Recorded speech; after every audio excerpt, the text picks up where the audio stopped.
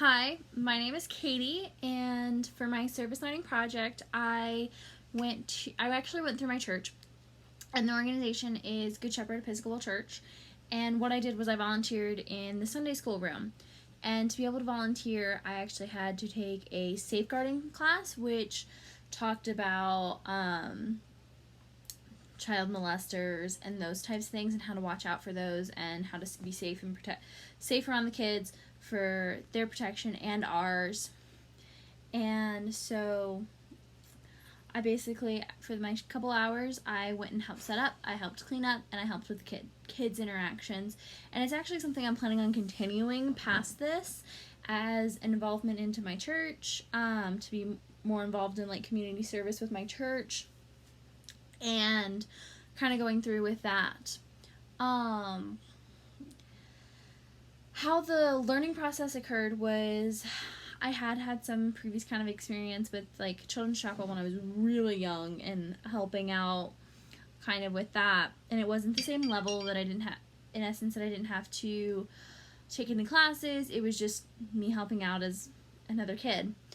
And so the learning process for me was actually examining how they're teaching a structure like this, because they're teaching something that generally is actually a hard concepts to learn, even as a kid and adults too. Like, I still struggle with some of the concepts, and they're putting it in a way that's fun and interactive for the kids and engaging for them, while keeping it in a really short time period, because Sunday school is once a week, and it starts a little early, but then it runs into the service if the children aren't listening to like the sermon and the boring parts and gazing over, and they're only there for communion.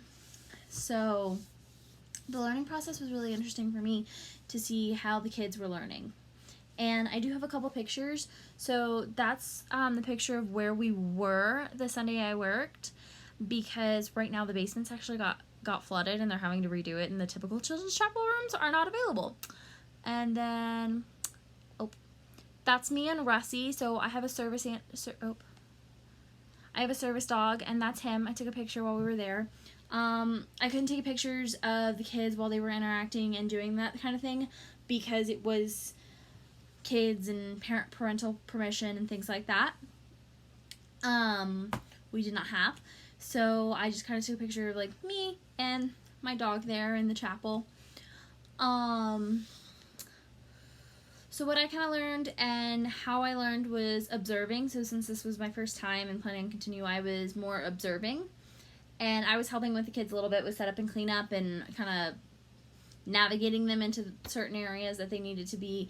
But I was really observing, because we also did end up having a few extra volunteers that day. And I really learned just how to teach in like a condensed setting. And I found that was really interesting, especially for something that's a little harder to learn.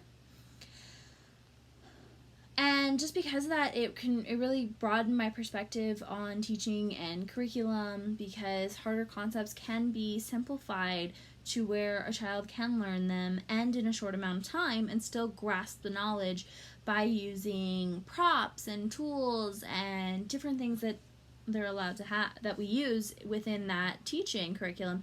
We'll use nativity scenes and different scenes to give more of a visual, because a lot of the kids do respond well to that visual. A connection to like the theorist, I kind of connected it to like the ecological theory with I think it's macro, to the macro system, because we're coming together, and the reason like we were all there and the children were there was that cultural belief with religion, and that really relates to the macro, and then it relates to the micro system, because we're interacting with the children, they're interacting with me, I'm interacting with a lot of people within that cultural belief system. And then I don't foresee myself working in this kind of setting in the future. Personally, I don't really see myself as the person that works within my religion. I see myself volunteering and continuing with this, but just not working and getting paid for it. I believe that it can help me for some, because we actually do have a few special needs children that come into Children's Chapel or Sunday school and stuff, and with my background and expertise, they're actually looking forward to having me work with those students. So looking at alternative learning for those students, that I believe it'll really help like continue on with my education and understanding of special education teaching.